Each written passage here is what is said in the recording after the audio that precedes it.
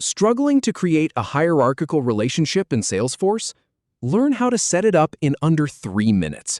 We'll walk through the exact clicks from quick settings to saving your new lookup field. Follow along step by step. Start by clicking on the Quick Settings gear icon in the top right corner.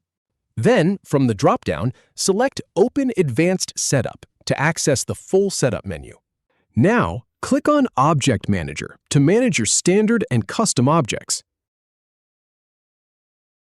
Find and click on the label for Account, since we'll use that as an example.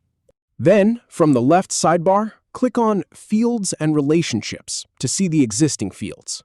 Click the New button to start creating a new field. In the field type picker, choose Lookup Relationship, which is what we need for a hierarchical relationship. Click Next to proceed to the Related Object selection. For the Related To field, select Account again. This creates a self-lookup, the basis for a hierarchy. Click Next to move to the field naming step. Click on the Field Name field to automatically populate it based on the label you'll enter next.